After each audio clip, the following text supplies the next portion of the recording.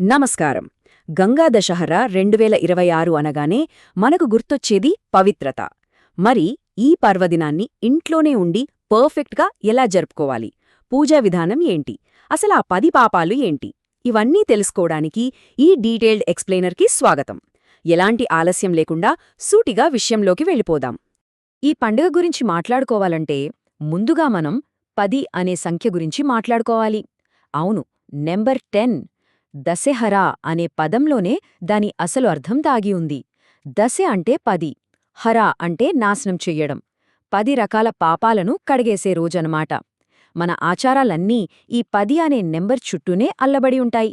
భలే ఉంది కదూ ఈ కనెక్షన్.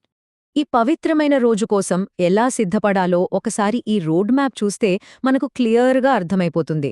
గంగా దశహర ప్రాముఖ్యత, ఆ 10 పాపాలు ఏంటి, పూజా సామాగ్రి, ఇంట్లోనే చేసుకునే పూజా విధానం, మంత్రాలు, చివరగా గంగానదికి వెళ్లలేని వారేం చేయాలి, ఇవన్నీ ఫటాఫట్ కవర్ చేద్దాం. మొదటి భాగం గంగా దశహరా 2026 ప్రాముఖ్యత. అసలు ఆకాశం నుంచి గంగమ్మ తల్లి భూమి మీదకు ఎలా వచ్చింది, ఆ దైవిక అవతరణ వెనుక ఉన్న కథేంటో ముందుగా చూద్దాం. ఒక్కసారి ఊహించుకోండి, భగీరథుడు తన పూర్వీకుల శాపాన్ని తొలగించడానికి ఎంతటి కఠోర తపస్సు చేసుంటాడో కదా. ఆ తపస్సుకు మెచ్చి బ్రహ్మదేవుని కమండలం నుంచి గంగాదేవి సాక్షాత్తూ భూమి మీదకు దిగివచ్చిన పవిత్రమైన రోజిది. ఇది కేవలం ఒక పురాణగాథ కాదు, పట్టుదల ఉంటే దైవాన్ని కూడా ఎలా మెప్పించొచ్చో చెప్పే ఒక అద్భుతమైన ఉదాహరణ. ఇక 2026 క్యాలెండర్ చూసుకుంటే మే 25వ తేదీ సోమవారం నాడు ఈ పర్వదినం వస్తుంది. ముహూర్తం ఎప్పుడంటే తెల్లవారుజామున 4:30 దశమి తిథి మొదలే మరుసటి రోజు ఉదయం 5:10 వరకు ఉంటుంది. సో మే 25వ తేదీని క్యాలెండర్లు మార్క్ చేసి పెట్టుకోండి. ఆ రోజే మనం పవిత్ర స్నానాలకు, పూజలకు అంతా సిద్ధం చేసుకోవాలన్నమాట. రెండవ భాగం హరించబడే ఆ 10 పాపాలు. అసలు గంగాజలం ఏ 10 ఘోరమైన పాపాలను కడిగేస్తుందని శాస్త్రాలు చెప్తున్నాయో ఇప్పుడు తెలుసుకుందాం. చూడండి, పాపాలు అనగానే మనం కేవలం భౌతికంగా చేసేవే అనుకుంటాం కదా. కాని కాదు, ఇవి 3 రకాలుగా ఉంటాయి. దొంగతనం, అనవసరమైన హింస లాంటి శారీరక పాపాలు 3, అబద్ధాలు చెప్పడం, కఠినంగా మాట్లాడటం లాంటి మాటల ద్వారా చేసే పాపాలు 4, ఇక ఇతరులకు చెడు జరగాలని మనసులో అనుకోవడం లాంటి మానసిక పాపాలు 3, టోటల్ 10. ఇక్కడ మనం అర్థం చేసుకోవాల్సిన అసలు విషయమేంటంటే, కేవలం నీళ్లతో స్నానం చేయటం కాదు, మన ఆలోచనలను, మాటలను, చేతలను పూర్తిగా శుద్ధి చేసుకోవడమే ఈ పండుగ వెనుక ఉన్న అసలు ఉద్దేశ్యం. That is the real spiritual cleansing. మూడవ భాగం దశహరా పూజా సామాగ్రి.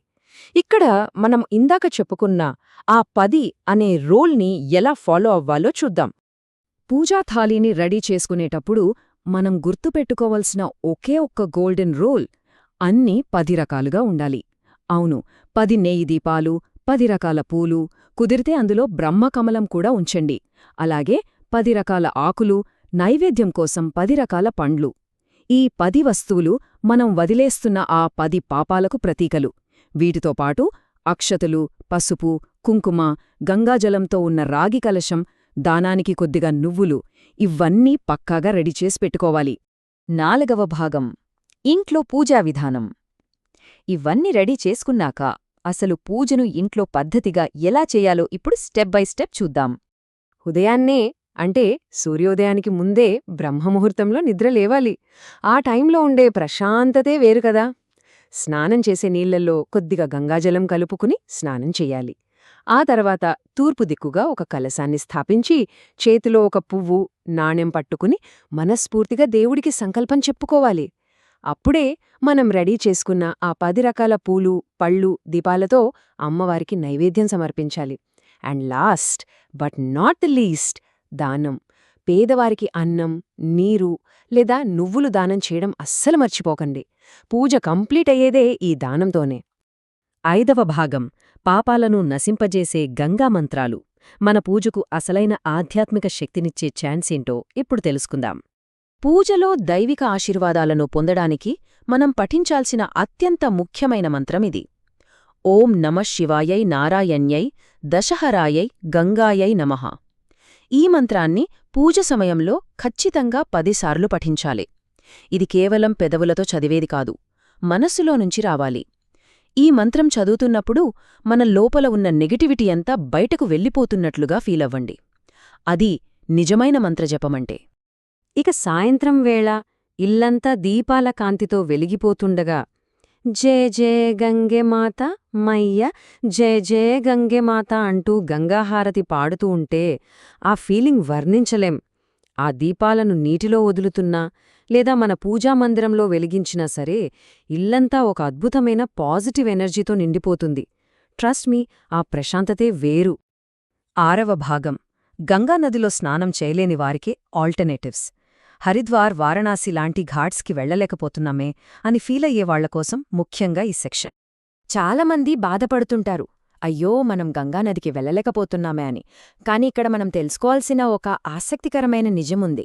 మీరు వేలాది మంది మధ్య పవిత్ర ఘాట్లలో మునిగినా లేదా స్వచ్ఛమైన భక్తితో ఏకాగ్రతతో ఇంట్లో చేసుకునే స్నానపు నీటిలో 2 చుక్కల గంగాజలం కలుపుకొని మంత్రం చదువుతూ స్నానం చేసినా ఆ రెండింటికీ ఆధ్యాత్మికంగా ఒకే విలువ ఉంటుంది. మన శాస్త్రాలు చెప్పేది కూడా ఇదే. దేవుడికి కావలసింది మనసులోని భక్తి, మనమున్న ప్లేస్ కాదు. ఎంత బావుంది కదా ఈ విషయం. ఇక ఈ ఎక్స్ప్లెయినర్ ముగించే ముందు ఒక చిన్న ఆలోచన. గంగా దశహర అంటే కేవలం ఒక రోజు చేసే పూజ మాత్రమేనా? కాదు. ఇది మనల్ని మనం రీఫ్రెష్ చేసుకునే ఒక అద్భుతమైన అవకాశం. చెప్పండి, గతం తాలూకు తప్పులనే పట్టుకుని అక్కడే ఆగిపోదమా? లేక ఈ పవిత్రమైన గంగా దశహర స్ఫూర్తితో మన ఆధ్యాత్మిక ప్రయాణాన్ని కొత్తగా, స్వచ్ఛంగా ముందుకు సాగనిద్దామా? ఒక్కసారి ఆలోచించండి. ఈ అద్భుతమైన పర్వదినం మనందరి జీవితాల్లో కొత్త వెలుగులు నింపాలని ఆశిస్తూ సైనింగ్ ఆఫ్.